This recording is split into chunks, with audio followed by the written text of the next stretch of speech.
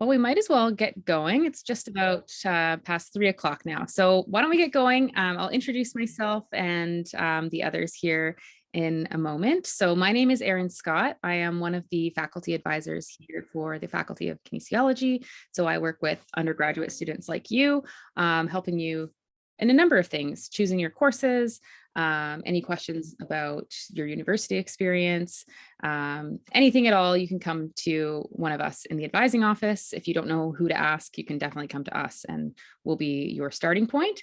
So why don't I introduce the others as well? So again, I'm Erin Scott, and maybe next, Parisa, if you don't mind introducing yourself. Sure. Hi, everyone. I'm Parisa. I'm also an undergraduate advisor like Erin, and I also coordinate practicums. So in your third and fourth year, you can take practicums, which are a great way to get work experience in different fields, and you would be talking to me about those. So hello, welcome. Nice to meet you all virtually. I can go next. So my name is Megan Maxween, and I'm one of the undergraduate advisors in the Faculty of Kinesiology. Like Paris and Erin have already mentioned, it's great to have everyone here, and we look forward to getting to know you all. I'll pass it over to Jody now. Hi, everyone. Welcome today. I'm so glad that you guys could join us. I'm Jody McGill, and I'm the manager of advising in the Faculty of Kinesiology. And we're your team to assist and support from this beginning of registering for classes all the way through your degree. So yeah, welcome. Thanks for joining us. All right, thanks everyone. So if you didn't already know, the next hour or so, we're going to spend talking about registration, which is coming up just around the corner here in early May. So going over things like terminology, what to expect in the registration process, what courses to pick, that kind of stuff. There will be an opportunity for you to ask us questions as well, but we just ask that you hold your questions until the end. You can always post your question in the chat if you're worried that you're going to forget your question. Just post it in the chat and we'll get to it at the end. And as well, if you'd like to speak up and introduce yourself at the end and ask your question over the mic, you are more than welcome to do that as well. So without any further ado, let's get going. All right, so first I'd like to make a land acknowledgement. The University of Calgary sits on the traditional territories of the people of the Treaty 7 region in southern Alberta, which includes the Blackfoot Confederacy, comprising of the Siksika, Piikani, and Kainai First Nation, as well as the Tsuut'ina First Nation and the Stoney Nakoda, including the Chiniki, Bearspaw, and Wesley First Nations. The city of Calgary is also home to the Métis Nation of Alberta, Region 3, and we are so grateful to live, work, and play on these beautiful lands.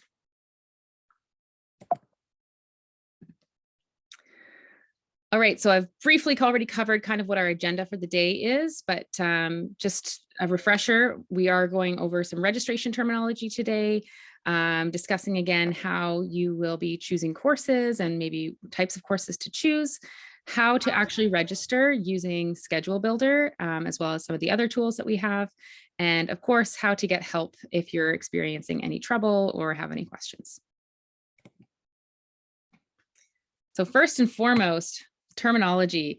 This is a big one, enrollment appointment or enrollment start time. You might hear it referred to as enrollment start time now. This is the very first date and time that you get to register in your courses, and you can view this appointment on your student center.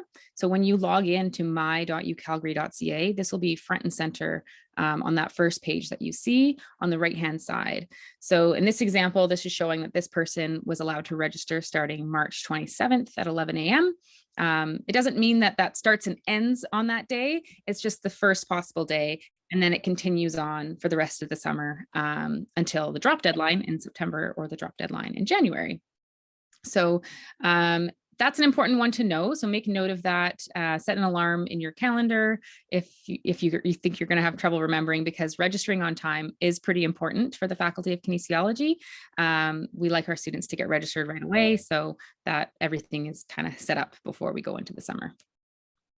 So down below here, I've listed some of the dates for you. So you already have access to view the course schedule through your student center. That was accessible as of March 8th, and you can start adding courses to your shopping cart, which we'll talk a little bit more about later. Just like online shopping, right? You choose a course, you put it in your shopping basket for later, and then you'll proceed with registration just like you would online shopping. For first year students, you'll be registering sometime between May 10th and 13th. You might be a little bit earlier if you attended our U at U Calgary event. So again, you can see those specific dates on your student center, and they should all be up to date as of today. And then we have transfer student registration as well. So if we happen to have any transfer students joining us today, well, you already had access to register as of April 4th. So if you are a transfer student, for sure, reach out to us because your situations are usually a little more unique, and we'd love to connect and see where you're at in your degree progress. So when you start looking at the course schedule, you're going to see different terminology come up. So let's go over those now so that you kind of know what to expect. So when it comes to entry requirements to get into a course, there's kind of two main things. There's prerequisites and there's course restrictions. So prerequisites are a permanent entry requirement. You have to have a certain course in order to take this course.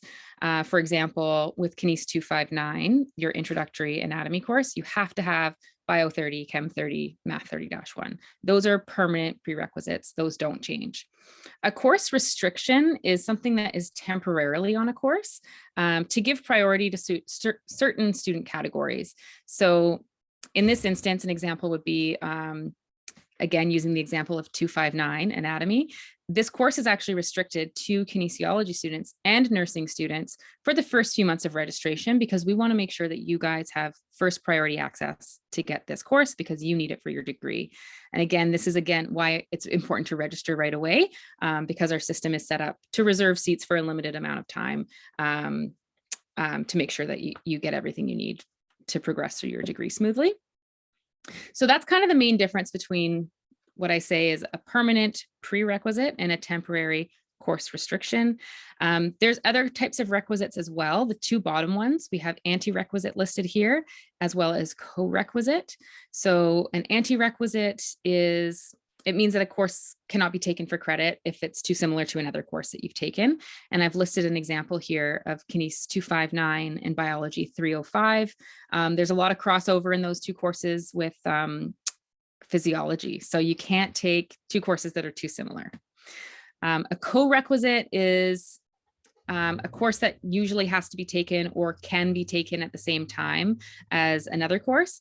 And an example of that would be for your winter term, if you're planning to take biomechanics 263, you have to have taken Kines 201 first or in the same term.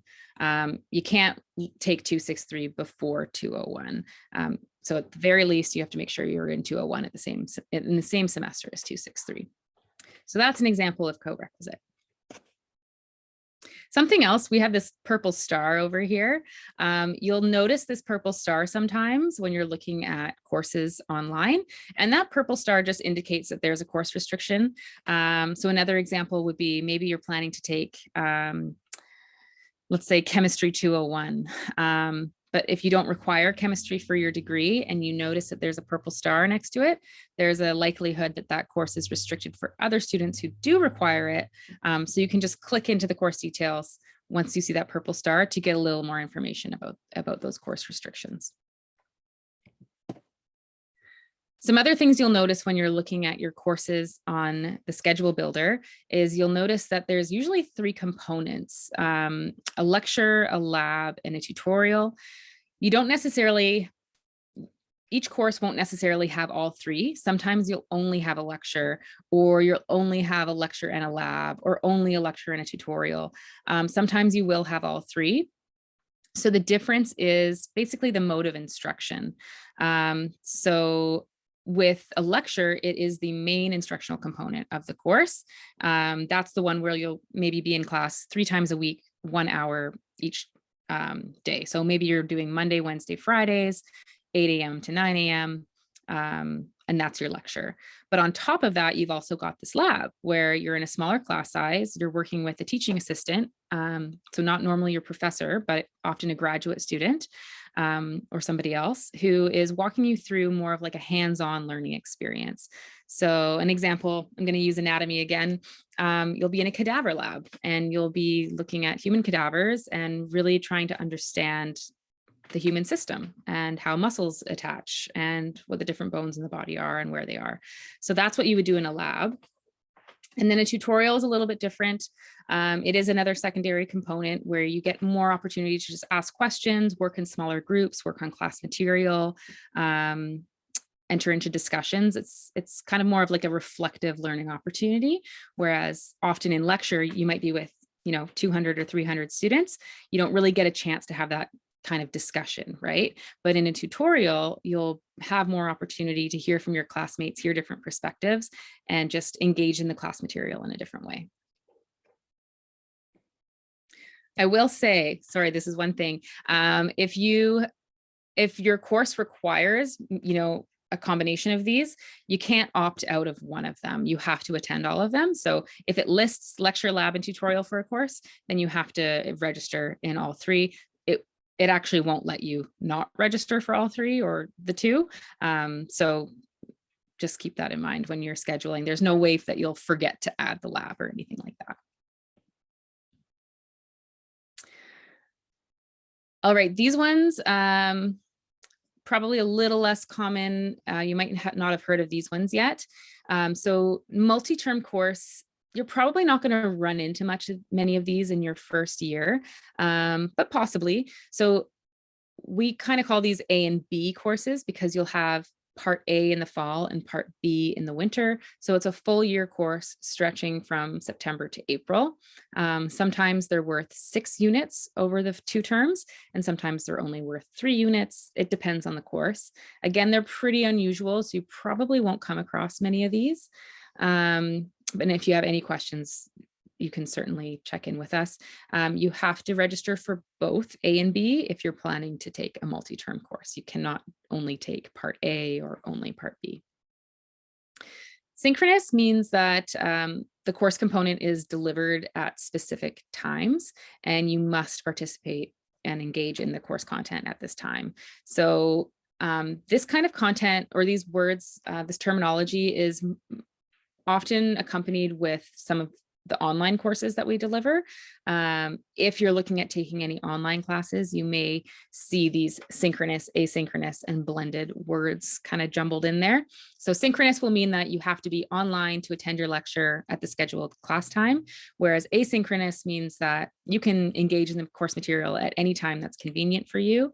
And blended just means that there's a combination of in-person and online meetings. So if you are looking at taking an online course, pay close attention to how it's going to be delivered, because you want to schedule around it accordingly. All right, so when it comes to actually adding and enrolling in courses, there's a few functions that you'll see on your schedule builder and on your student center. So number one, add, pretty self-explanatory, right? You're adding a new course to your schedule. Drop would be to remove it. There is a drop deadline and an add deadline every term. So coming up into the fall, your drop deadline will be in the first couple weeks of September, most likely. So that means that you can continue to add and drop courses right up until that bitter end without having it affect your transcript or your fees. So for example, you enroll in a math class, it's really not going well in the first couple weeks, and you don't want to continue with it for the entire term. As long as you drop before the drop deadline, you will not be charged for the course. If you do drop after the drop deadline, it would be considered a withdrawal, which is the last definition down there at the bottom. So like it says, if you drop a course after the term drop deadline, you'll withdraw, you'll be given OW on your transcript, and you will still owe the course fees for that. Some other functions on your schedule builder are swap and edit. These are really handy tools to use. If you're trying to substitute or trade a course, say, for example, you're registered in Sociology 201, but you want to swap it for Psych 201, that's called a swap function. So in your student center, the reason this is such a good tool is because it will hold your spot in your first course until it successfully enrolls you in the next course. So instead of dropping and then adding and potentially losing your seat because you couldn't get into psychology, it'll hold your seat in that first course and until you're successfully enrolled in the second one. So swap is like, definitely remember that one. We highly recommend using swap instead of drop and add, if you can help it. Edit is where you're changing just one component. So say you're in Kines 201 Lab 1, but you want to switch to Kines 201 Lab 3. So in that example, you're keeping Kines 201 lecture, that's staying the same. You're just trying to change the lab around.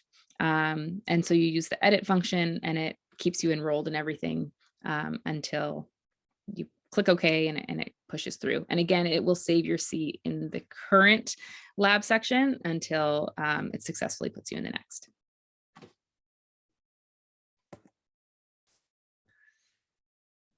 Waitlists. These are really handy. If for some reason you go to register and a course is already full, don't panic. Usually there is a wait list and sometimes there's not a wait list. And if not, that's okay too. If you find yourself on the wait list, just go ahead and you're just gonna sit and wait and see what happens. You may find that things don't move very quickly for the first couple months. That's normal because people are off having a wonderful summer and not looking at their computer. So just hang tight on the wait list. Things usually start to move quite quickly once we get to September because people make up their mind last minute and they decide to drop courses that they've been holding on to, right? So definitely don't panic if you're on a wait list. If you're number 20 on the wait list or something, you'd be surprised how quickly they move. And waitlists are automatic. So if you're on, you don't need to do anything. Once you get to the front of the line, the system will just put you right in. Okay, now the fun part. How do you choose your fall and winter courses? So we do have several different majors in the faculty and each major has slightly different requirements, but there is a common core. So you actually will probably be in a lot of the same courses as your classmates, regardless of your major. Number one, the first year degree guide is an accurate resource and we highly recommend using it because it's very specific about which courses, which sections will work for you. So please use that tool. Kines 201, 259, 260 are kind of like the key first year courses. So while most students take between 4 and 5 courses regardless, for some of you, if you're only looking to take a few courses, 1 or 2 per term, please just focus on taking 201, 259, 260 as like your priority courses. 259 and 260 are your 2 anatomy courses, and 201 is activity in Kines. It's a really fun one, and it's just a very good introduction to the field of kinesiology. For Kines 259, that one's your fall anatomy course, and 260, that's your winter anatomy course. You must select lecture 1 for that one, and that's on Monday, Wednesday, Friday at the bright and early time of 8 a.m. You cannot select lecture 2 for the time being, so just really focus on lecture 1. Kines 201 and 203, this is a common question we get. Do you have to have 201 before you take 203? And no, you can take them in either order. You can take them in fall or winter, or you can take them both in one term, though we do recommend splitting them up because they're both activity courses. So it's nice to maintain that balance and have one activity per semester. Our activity courses do require full participation, so please be ready for movement. You'll probably have to bring, some shorts and a t-shirt and some running shoes to be ready for the sport that you've signed up for. Don't be too intimidated. We're not looking for pro athletes in these courses. They're intended to be very inclusive and accepting of people from all backgrounds and skill levels. And the intention is to really just gain an appreciation for movement and what it means to be physically literate, which is a concept you'll become very familiar with in Kines 201. I've already mentioned typical course load is between 3 and 5 courses. 3 is the minimum to be full-time. So what that means is if you are trying to qualify for student loans, awards, RESPs, or other benefits where you need to be a full-time student, you have to be in a minimum of 3 courses per term. 5 is the maximum.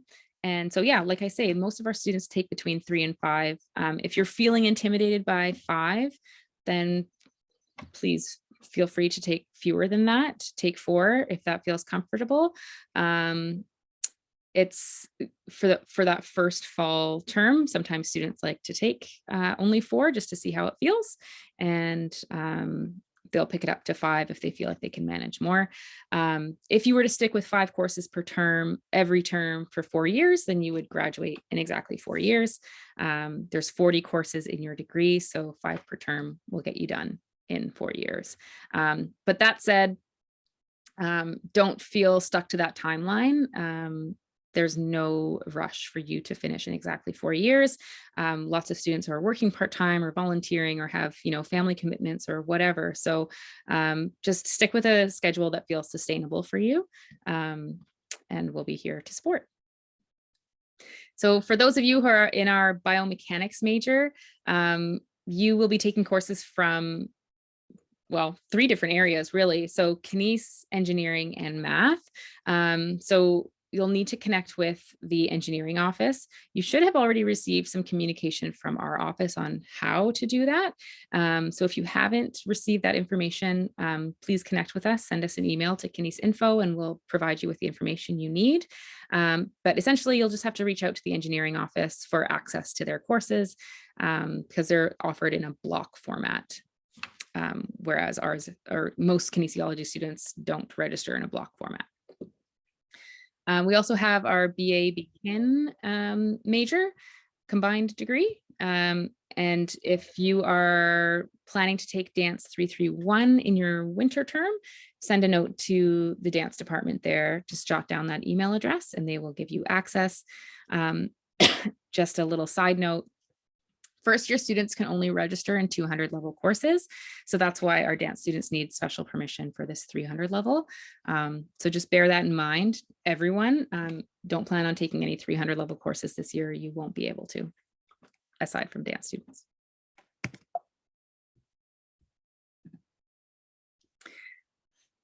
I'll give you a moment here to pull out your phone and scan this QR code. It's going to take you directly to our kinesiology webpage that shows all of the degree requirements. Because back on this page, it makes reference to the first year degree guide, which is going to tell you all about what you take in your first year. But if you're curious about what else you'll be taking over your 4 years or more with the faculty, take a look at the program planners and you'll get a full picture of all 40 courses. Every degree is made up of a selection of requirements and options. So that's why you'll see that in your first year, we do recommend that you try to pick up 1 or 2 options to start working on those, as well as your first year kinesiology courses.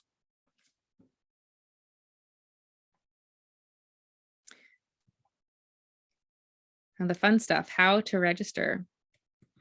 So there's a lot of resources available, number one. So really spend some time before registration opens to go through, watch the videos, read through the tutorials and the PDFs and all of the resources, because it just helps to be prepared. You can pre-select all of your courses and have them ready to go on registration day.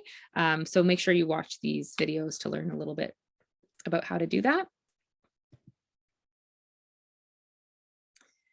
Again, this is just showing you how to access those student center how-to guides. They're all on your student center there.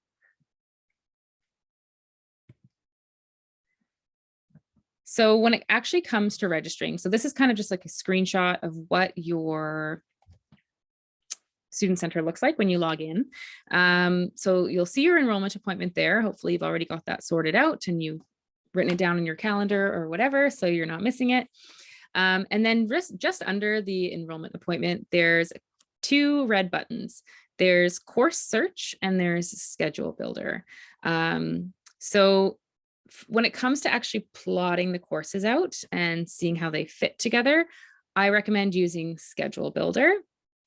And that's, let's see if we've got a picture there. Yeah, this is what schedule builder looks like.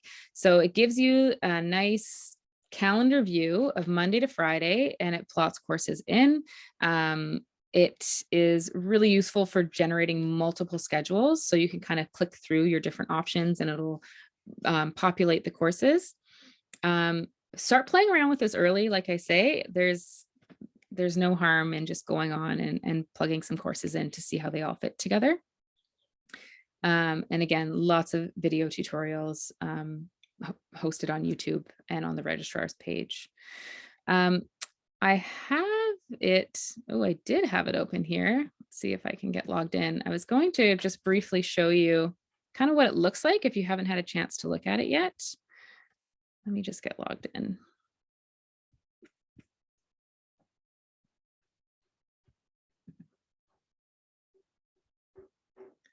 Let's see. Schedule builder.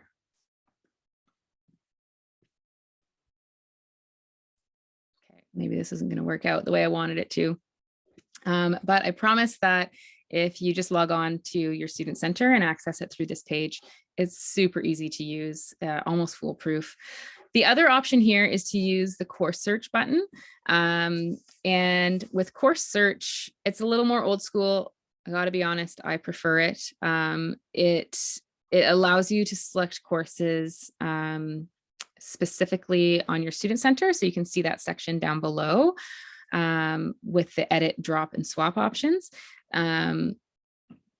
It's really useful if you want to drop a course, edit, or swap. But if you're just looking to do that initial figuring everything out, see how it all fits on the schedule, definitely stick with schedule builder, and you can use schedule builder to enroll you in the courses on your enrollment date.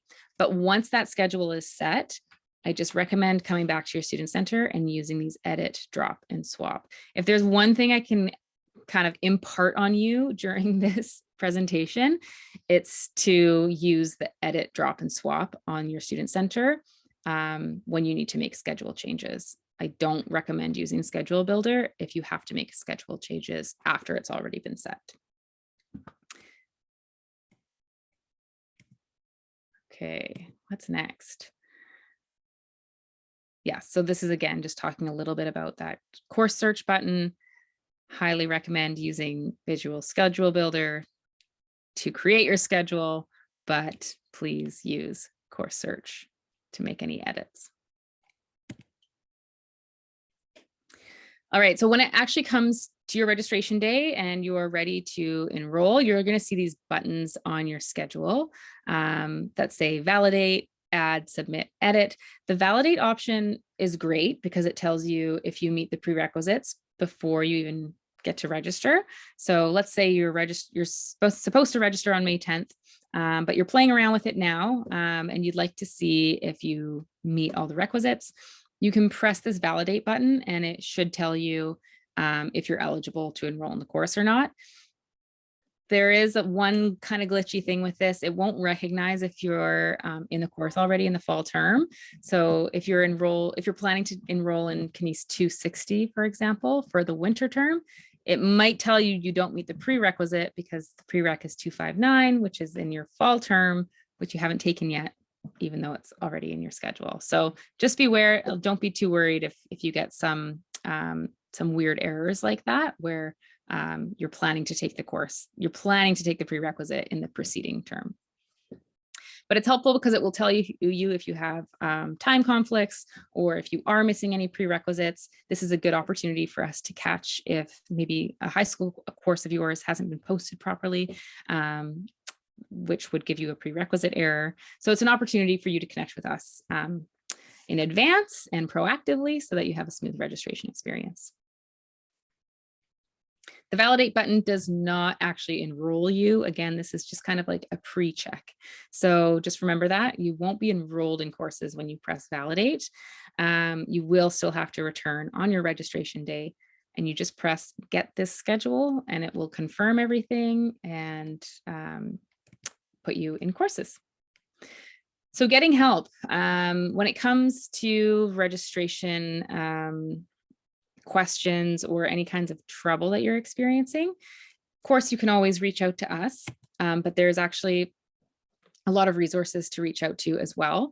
Number one, there's this common registration error messages page if you can go to at any time, and it's uploaded on the registrar's website, and they'll list any courses if there's any known registration issues. Sometimes things are just built incorrectly into the system and it's just a glitch and it just needs some time to fix. So in that case, the registrar will post that information for everyone to see. You can always call enrollment services for help at any time. They're always answering the phone Monday to Friday, 9 a.m. to 4 p.m. You can reach them at this number down here, 403-210-7625. And most importantly is this wonderful team of students called the New Student Registration Assistance Program. They are your peers. They're usually third or fourth year students who have been through the registration process a few times themselves and have been trained up on all kinds of registration troubleshooting. So they're really there to help walk you through this every step of the way if you really need that help. If you're even unsure if you chose the right courses and you just want someone to look through it again with you, you can connect with them and they will walk through the degree guide, the first year degree guide, just to make sure that everything is showing up on track. These NSRA staff members will be starting in May, and you can find their contact information website on the website with their email and phone number. And of course, last but certainly not least, you can connect with your kinesiology advisors. So again, it's myself, Megan McSween, Jody McGill, and Parisa Radmanesh. And we would be more than happy to help you sort out any of your questions that are related to registration, particularly to do with degree progression or prerequisite issues, that kind of stuff. And like I said earlier, transfer students especially, please connect with us if you haven't already, because your situations, like I say, are usually a little bit unique, and we just want to make sure we're putting you in the right courses moving forward. And our contact info is just right down there at the bottom. That's the best way to connect with us for now, is just directly over email. We're usually really quick. You'll probably hear back within a couple business days, if not less. So please rely on email. I promise we'll get to your email pretty quickly. All right, so that kind of concludes the basics of registration. I'd like to open the floor now to some questions. It looks like we've got some stuff going on in the chat. I'll just maybe give it a moment to start collecting questions. Hi, it's Jody here, everyone. Just so everyone knows, each student will be given a specific day and time to register, and it's important you check your student center for your unique information. I have added to the chat the NSRA, the New Student Registration Assistance. Their email is there. There's also a link, First Reg at U Calgary. You can contact them for any questions about registration as well, and they'll start on May 1st. So I'll put that into the chat one more time. Thanks, Jody. So, yeah, no problem. So right now, it's important you all know you will be registering for both fall and winter. Don't just register for fall. Make sure you do both terms so that you get the courses you need. And then information will be shared through the Student Center and by our office and central offices about future terms. So spring and summer for 2023, I guess it'll be. And that information will come down the road as you're a continuing student. Perfect. So question is, can I take 4 courses in one term, but then maybe 5 the next term? Are we allowed to take a different number of course each term, or does it have to be the same?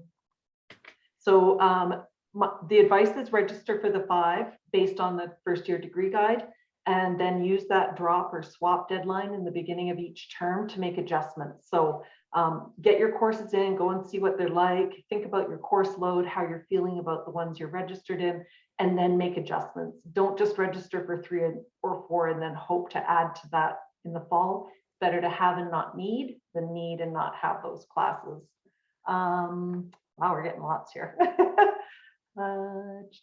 So yes, you can take different numbers of courses in each term. Just be aware, like Erin told you, 3 courses is required in a term in order to be considered full-time. So that's for RSPs, loans, health and dental on campus, lots of benefits like the UPass and things like that. Major switches. So if you're interested in switching your major, you can do that between October and February for the following fall. We recommend just focus on getting your feet underneath you for this fall, and then reach out to us in like late September, once you're kind of in your flow and you're kind of feeling comfortable with being at university and your first term's underway. English is not a requirement to graduate with a kinesiology degree. However, if you're kind of have an idea of what you might be applying to as a grad school or a program after your kines degree, it's important to check with those schools, and I say plural, schools and programs plural, because they can have specific requirements. English could be one of them, but it could be an Indigenous studies course or so many different things, and each school and each program can be quite different.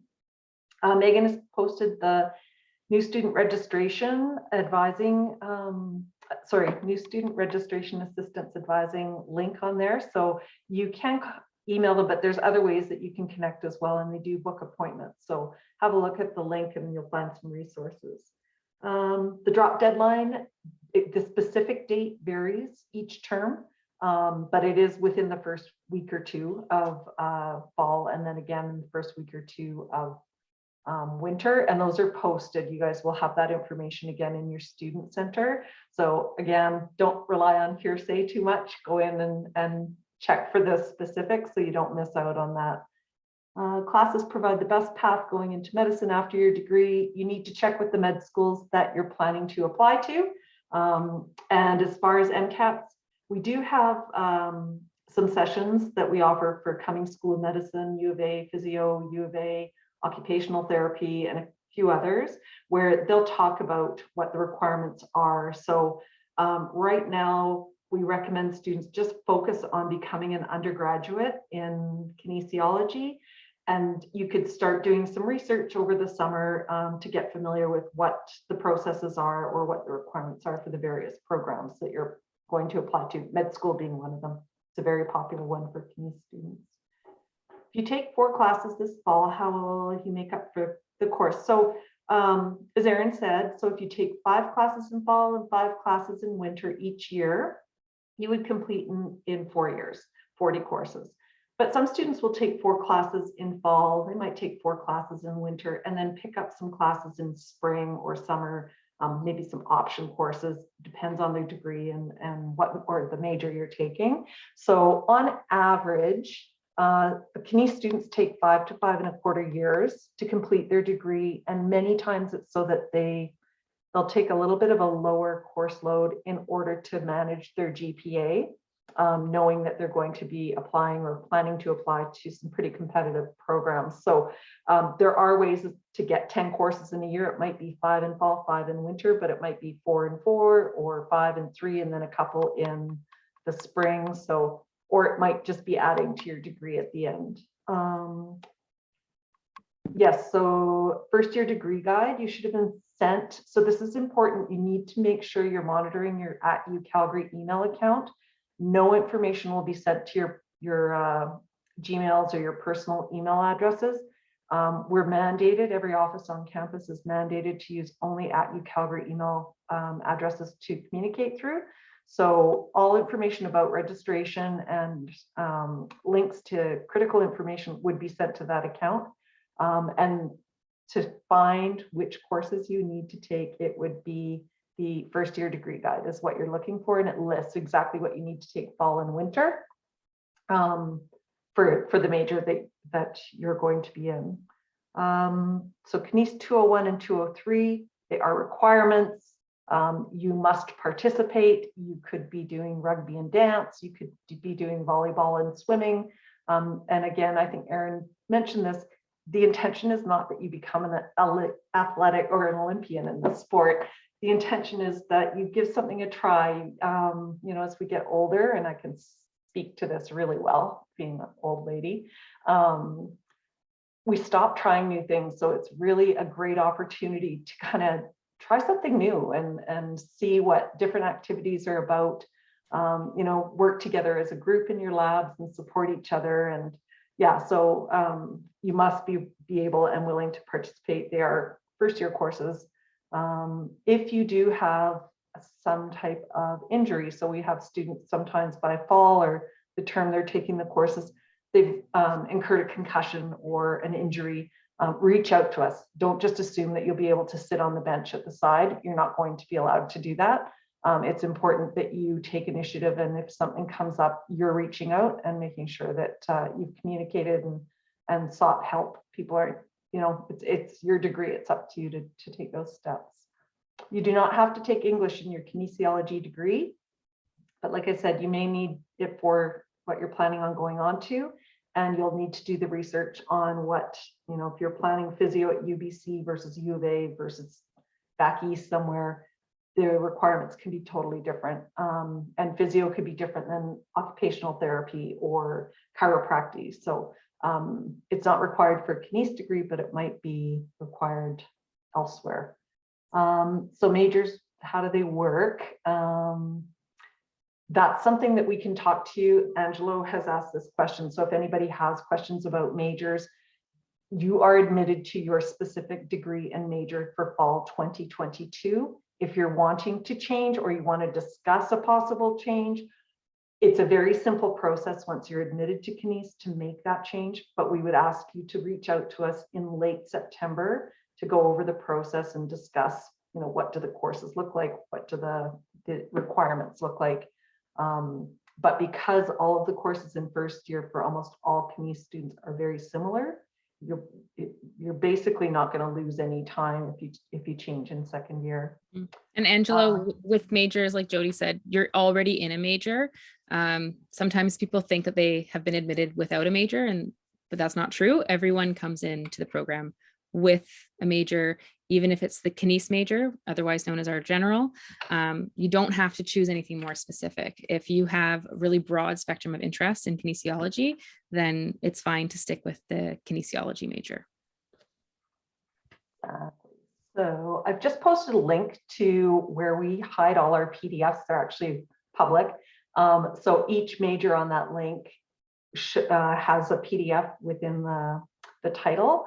And it's an old school checklist, but it shows you exactly what type of classes and which courses you require for your degree and for your specific major. But you could also look at, if I wanted to go into exercise and health physiology or leadership and coaching, what courses would I take if I was in there? So it's a really good and very simple way to figure it out. Again, changing BKIN to BSc, both are still kinesiology programs. So contact us in late September once you've kind of got your bearings.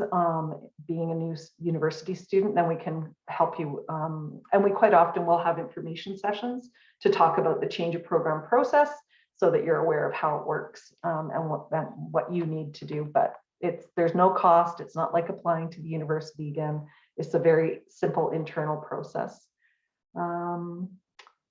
So you wanted to take Bio 241, but it says I'm not allowed. So I thought to take it during spring. So you won't be able to take spring courses like this spring, because you're not admitted to the university until fall 2022. That's when you become an active student.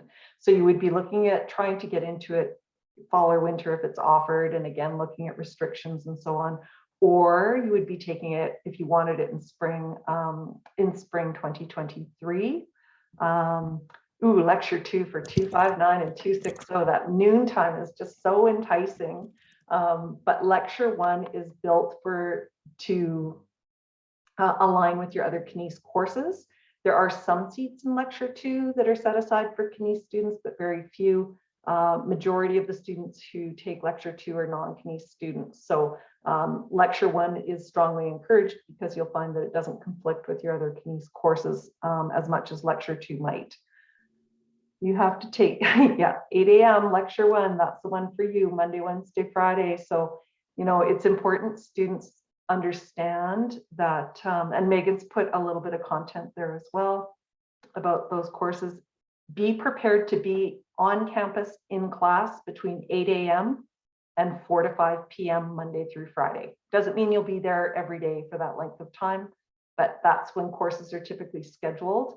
And in kinesiology, we have a very small faculty, or relatively small faculties. So certain courses are only offered in certain terms at certain times. So if you think, oh, I'll hopefully take it at a different time, maybe later in the day next year, it's not going to happen.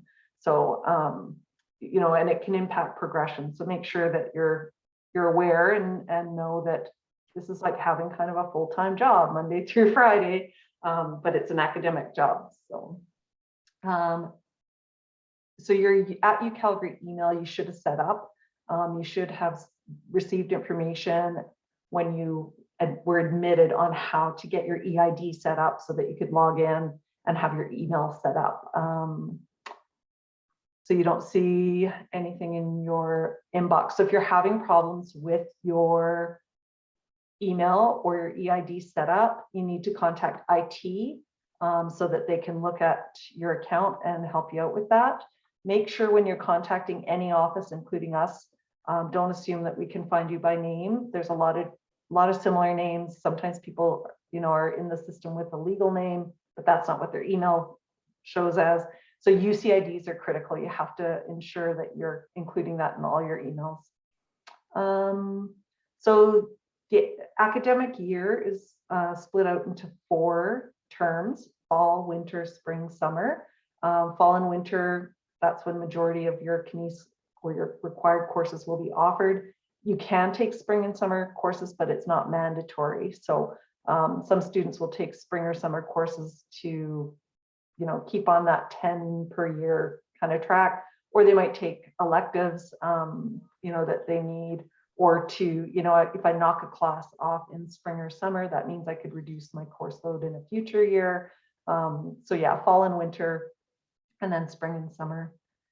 So flexibility in year 1, you need to do the first year degree guide. Make sure you're following that. Once you get into, depending on your major, once you get into second year and beyond, there is a little bit of flexibility. But some majors have, like biomechanics, there's a very specific progression for that one where you take these in first year, these in second year, so that you're meeting prerequisites for future courses. And again, that PDF, that link to the majors that I put in to the chat, that will show you if anything has specific progression year to year. It'll be usually the second page of the planner will show that. So yeah, you can apply for master's degrees in kinesiology. Again, if you're thinking master's or graduate programs or professional programs, always check with the school, plural schools that you're planning to apply to and the programs you're planning to apply to, because they can be very different. And we don't advise on those programs. That's up to each student to figure out where they're planning to go and what they're going to need. Once you know the courses that you require, say they have an Indigenous Studies course requirement, then you can talk to, like, how would this fit into my undergraduate degree? Chem 211 didn't pop up. Check the requirements and I met them. Do you know why? So Casper, if you can maybe send an email to kinesinfo@ucalgary.ca. We can help you from there. Make sure that you include your UCID. Megan's put link to the master's programs, thanks Megan, in the chat. Again, if you're having problems with your anything to do with your EID or your IT accounts or your email, please contact IT at the University of Calgary and they'll be able to assist you. Make sure you have your UCID. Teachers for each course, if they're known and they've been hired and they've got contracts set up, sometimes they're sessional, so they're hired, you know, maybe to teach for 1 year and they're not a regular instructor.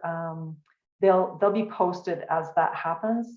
You'll see in some of your courses that the instructor is identified, the specific name. Some will say TBD.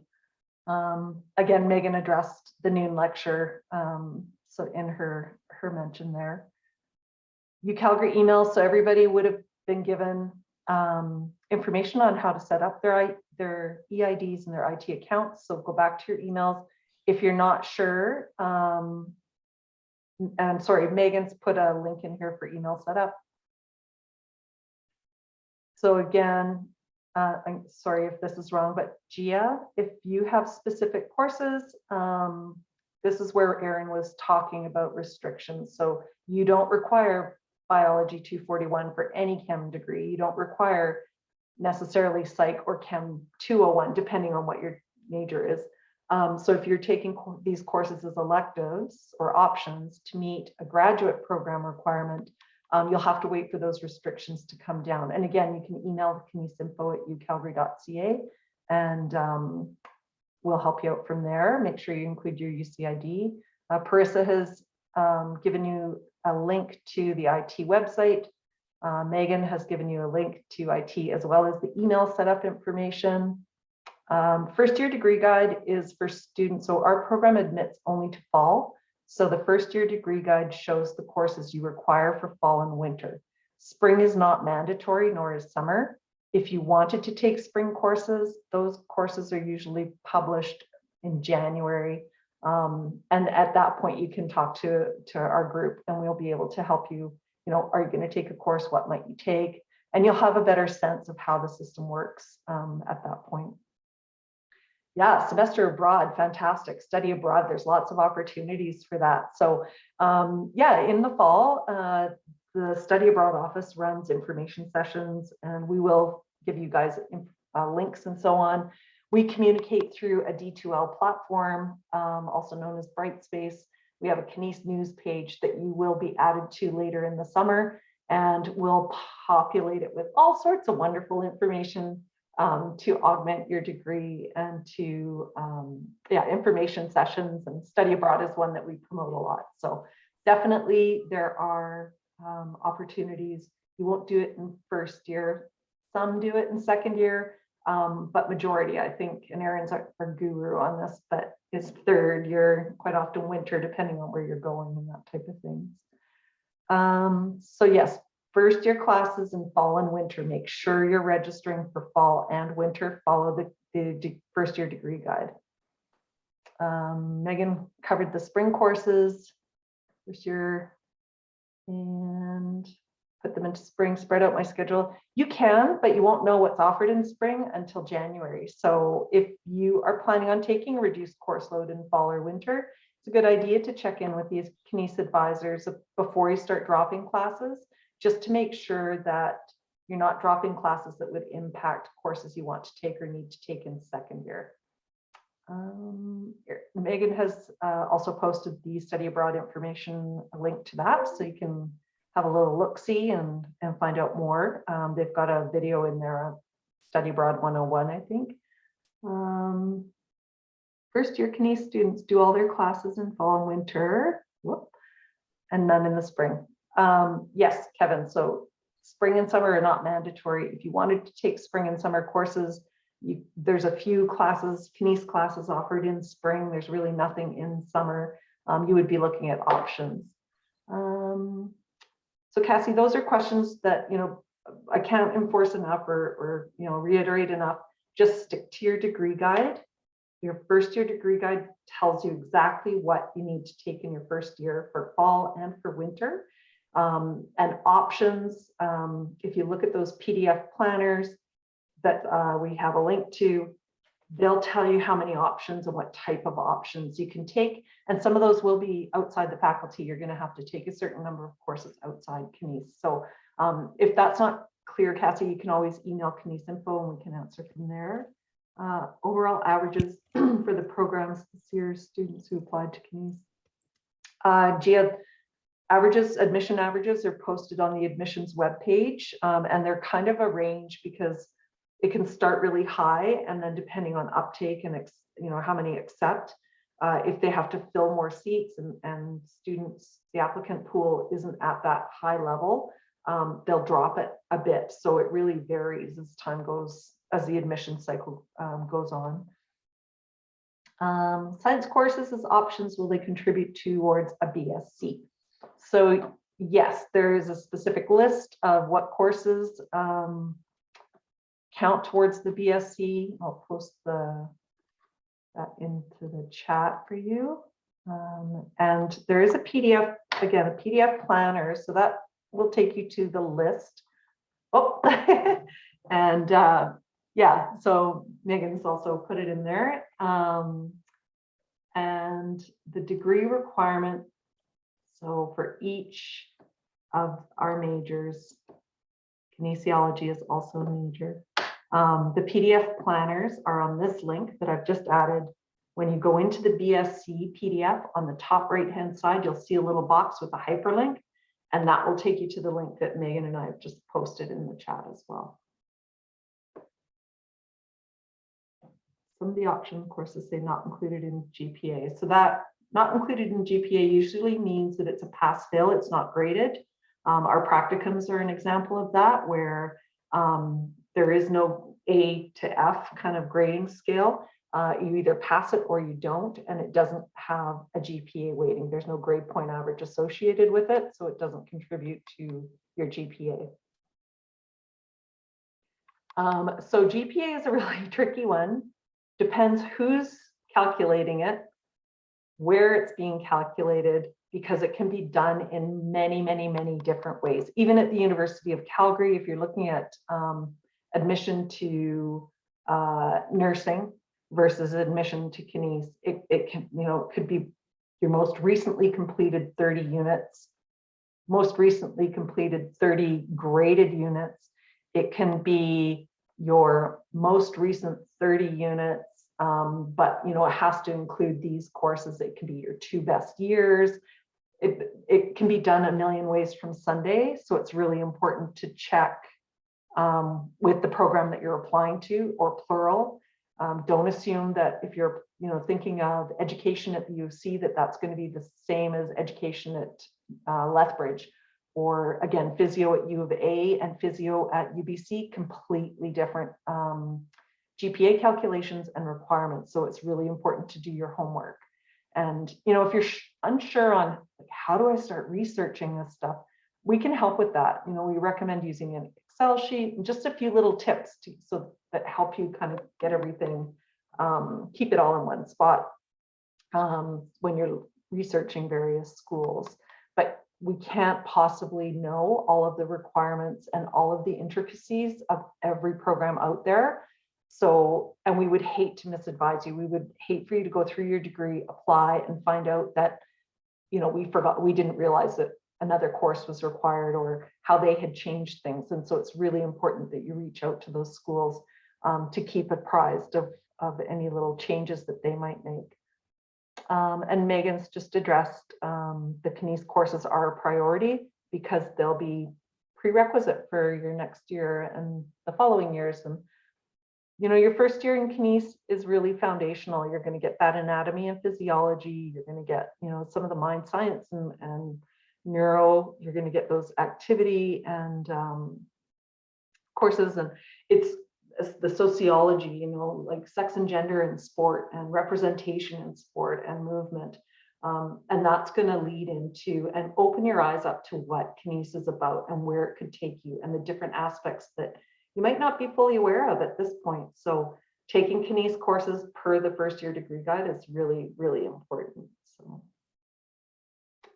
stats class, yeah, you need to get that done in your first year because it's a prerequisite for kines 363, sorry. It is a good idea to take your stat in the first year. Great questions, you guys. And we are so excited to be having you on campus. There will be orientation in September. You'll receive more information about that. It's so exciting thinking that we're going to have, knock on wood, a regular term where everybody is welcome to campus and that energy returns to campus. Erin started out, she talked about our team, and we offer drop-in advising. We have Zoom advising Monday through Friday. So once you start in the fall, you'll have links and information on that. And we do normally offer a couple days a week that we're in office for drop-in advising. You don't have to book appointments. You just come by when you have a question. We're a relatively small faculty, about 1,100 students. So we know our students, the faculty members, like your instructors know you. It's a really great community of people. It's a very collaborative and mutually supportive group of people, which I think says a lot about, students like you who this is the type of work you're wanting to go into, and the interest that you have and why you've chosen kinesiology really does spill over into so many other aspects of being part of kinesiology.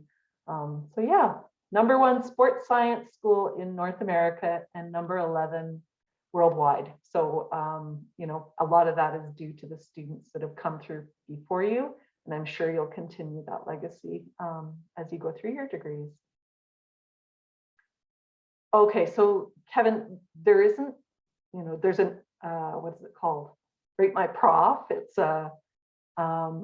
you can go to that website and Google and search for profs, but instructors, it's very interesting because one student could really love an instructor and the other one really have challenges with an instructor. So always, just like anything that's published out there, people, could have their bee in a bonnet about something that was a specific situation unique to them, but it isn't indicative of the overall experience or what most students would have. So always take things like that with a grain of salt. But yeah, Rate My Prof, you can type the name in and see. So the Kines 201 and Kines 203 labs, you will have to have sneakers or a bathing suit depending on what activity you're doing. And with 203, you might be doing a beep test, so you'll want to have lightweight clothing on so that, yeah, you'll have time. All I can say is don't stress out. You guys put a lot of pressure on yourselves, and everybody, when they're starting university, they're frightened, they're a little nervous, there's a lot of anxiousness and excitement, which is great. But just remember that it's not a race. Like, enjoy the time. You don't have to do every activity or every opportunity you hear of in your first year or your first months. But just become aware, explore, and talk to your classmates. We've had students who were from opposite ends of the country sitting in orientation, and after 5 years or after their 4 years, they're still best friends and they met that day. So this is a really great opportunity to expand, your academics, but also your personal world and some of the experiences and people you'll meet along the way. Restrictions. So when you look at class details, every restriction has an end date. So if it's got a purple star, that's a restriction. Erin's going to pull this up now. It'll have a start date, which is when registration opens, and then it'll have end dates. And the end date could be when all of the restricted seats open up, but it could also be that only some of the seats, they were restricted to a specific program. So yeah. So here's the system. Well, yeah, so if you're waitlisted for a course, it goes in order of where you are on the wait list. So if somebody in the class drops it, then the first person on the wait list is added and everybody bumps up, and then another student can add themselves to the wait list. Not all courses have wait lists. It's really important to know that. Some of them don't. And you just have to wait and check back to see if something opens. But you can also use this, which is an external notifier. It's basically a bot that will watch for an opening in a course for you. So if you find a class and it's full and you can't get in, not because of restrictions or prerequisites, but just it's full and you're hoping to take it, you could try using that little tool. Some Kines classes are already full, which I don't think first year courses are full. Kevin, do you have an example of one?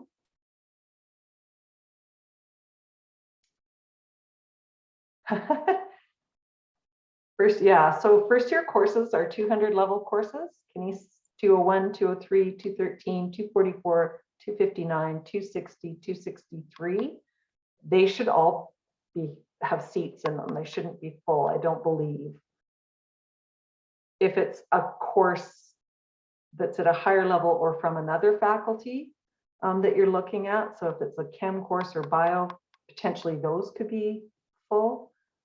But yeah, Kevin, if you once you have the example, that would be helpful to know. Correct. You only need 205 or STAT 205 or STAT 213. They can be taken in fall or winter term. You don't need both. So when you look at the degree guide, it says optioner 205/213, I think, in both terms. We've tried different ways to put it to paper. You only need STAT 205 or STAT 213.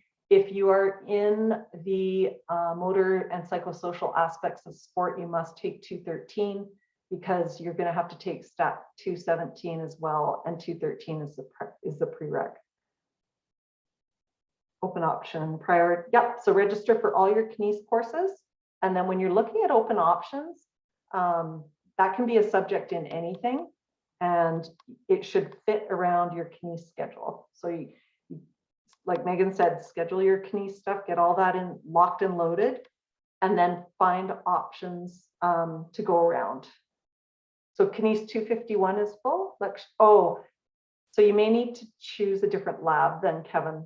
Sometimes the lecture will have room, but if you're looking at the labs, you need to select a lab that has an opening in it. So it might not be lab 5, it might need to be one of the other ones. Does that help? Okay, perfect. Yeah, great question though. That's a good example, Kevin. I appreciate you putting that in there.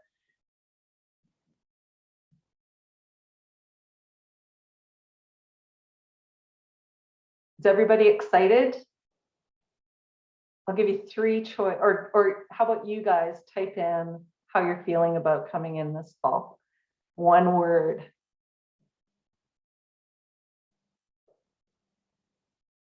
Yeah, that's a awesome, Cora. This is great. Remember that you have us to contact. So if along the way you start, all caps, yay, Cassie. If you start feeling like things are a little bit overwhelming, get in touch with us. We're here to help.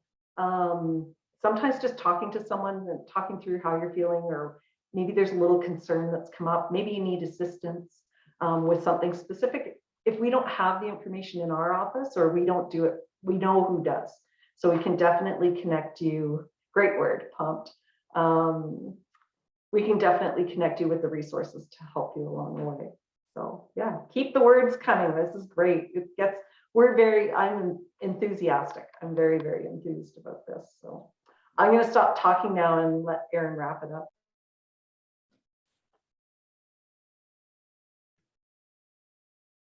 Oh, I'm not muted.